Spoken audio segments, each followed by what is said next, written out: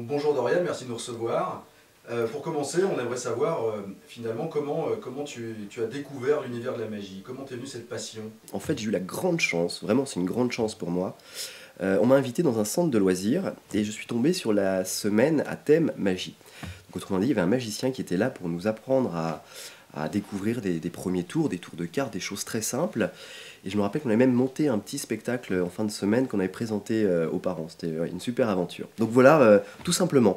Et puis évidemment, avec le temps, on découvre un petit peu plus ce que veut dire vraiment le mot magie, le matériel, les costumes, les lumières. Et c'est vrai que je suis allé assez rapidement. J'avais envie tout de suite de faire quelque chose de sympa. Donc j'avais des danseuses avec moi, j'avais voilà.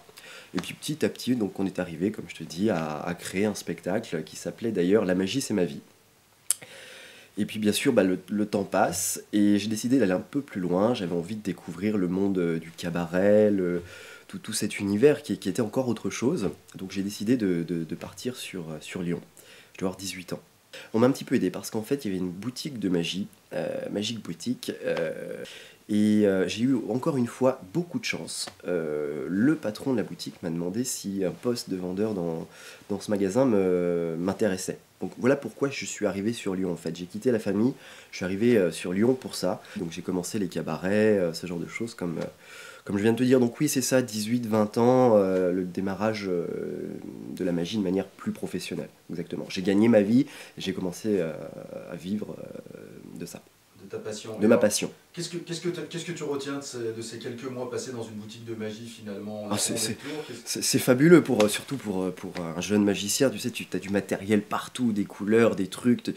J'ai quand même la chance de pouvoir tester, de voir, de regarder tous ces accessoires, tout ce matériel. Et encore une fois, j'ai appris. Voilà, et c'est vraiment pour moi quelque chose d'extraordinaire. Je me rappelle que c'était une période complètement folle de manière à pouvoir vendre du matériel, expliquer à d'autres magiciens qui étaient même plus vieux que moi, leur expliquer comment fonctionnaient les tours, comment... Ouais, non, c'était une très bonne époque. Un moment, ouais, j'ai beaucoup rigolé dans cette boutique. Est-ce que finalement le magicien que tu es devenu aujourd'hui, c'est pas le magicien qui t'a fait rêver quand tu étais enfant? Est-ce que c'est ça? C'est exactement ça. Je pense que j'ai envie de reproduire, scéniquement parlant, bien entendu, devant le public, ce que j'ai vécu, ce que j'ai vu et ce qui m'a fait vibrer quand j'étais un petit garçon. Alors est-ce qu'on pourrait parler de ton nouveau spectacle qui s'appelle Magic Comedy? Une aventure fantastique. J'aime dire aux gens que je leur propose de passer de l'autre côté du miroir. Je propose à mon public en fait de découvrir Nino. Nino qui est un personnage clownesque. On a monté des grandes illusions, des numéros qu'on peut voir assez couramment. Mais le fait d'avoir ce personnage très amusant et moi à côté beaucoup plus strict nous donne vraiment une sensation, un renouveau en fait dans la magie. Enfin, c'est peut-être prétentieux de dire ça, mais c'était vraiment l'idée. En fait, de ne pas avoir forcément la demoiselle, la blonde en robe, et je n'ai absolument rien contre cette demoiselle, bien au contraire. Mais voilà, on ne voulait pas rentrer dans ce côté, la demoiselle, le monsieur en costume noir, le chapeau, terminé. Donc on a un côté classique, mais quand même nouveau, moderne, original, avec ce clown qui n'est pas tout à fait un clown. Voilà. Finalement, Magic Comedy, c'est un spectacle familial. Absolument, absolument. C'était vraiment le mot d'ordre en fait quand on s'est mis à écrire ce spectacle. On voulait vraiment que ce soit quelque chose qui corresponde à tout le monde. À tout le monde et même aux personnes. C'était vraiment l'idée d'essayer, même personnes qui n'aiment pas la magie. On a essayé de transformer ça pour transmettre vraiment notre plaisir, le partage fantastique sur scène. On travaille ensemble sur scène, mais on a également écrit ce spectacle tous les deux. Après, dans un spectacle, il faut savoir qu'il y a plusieurs branches, plusieurs choses à faire. Et quand je dis qu'on l'a écrit à deux, qu'on a monté à deux cette aventure, Nino s'est plus penché du côté recherche musique, montage, création, et c'est vrai que c'est une partie très très importante du spectacle. Moi je me suis plus occupé de la partie magie, technique, visuelle, et pour les costumes on a travaillé à deux, on a vraiment cherché, réfléchi et fait dessiner des costumes ensemble. Après très rapidement je vais te parler des lumières aussi. On a plusieurs versions et j'ai un ami, Sylvain, qui fait de magnifiques créations lumière. Donc j'aimerais dire qu'on a aussi une troisième personne qui, par la suite, est de manière indirecte, nous a aussi aidé à monter un petit peu la chose. Tu fais partie de ces artistes qui préfèrent fabriquer leur matériel. Pourquoi? Pour plusieurs raisons. D'une part, déjà, on est sûr enfin, je suis sûr de mon matériel, je sais comment ça va fonctionner. S'il y a quoi que ce soit qui se passe, vu que c'est moi qui l'ai fait, vu que c'est moi qui l'ai fabriqué, je vais savoir comment gérer l'impossible éventuel sur scène. Et la deuxième raison, c'est que j'aime beaucoup le travail manuel, j'aime beaucoup toutes ces choses.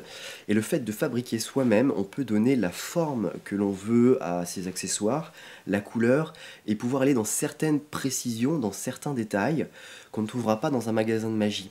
Donc toi, Dorian, on a compris que tu étais un artiste complet, tu te produis sur scène, tu fabriques ton matériel, tu crées tes propres numéros avec tes propres mises en scène, mais tu vas au-delà de tout ça puisque tu te produis aussi en close-up et tu proposes même des ateliers de magie. Le close-up, oui, effectivement, je pratique un petit peu le close-up. Je trouve ça vraiment fort et passionnant de pouvoir faire un tour de carte ou un tour avec 3 fois rien, vraiment sous le regard attentif du spectateur. Vraiment là, à côté, j'aime beaucoup ça. Donc effectivement, je fais un peu de close-up.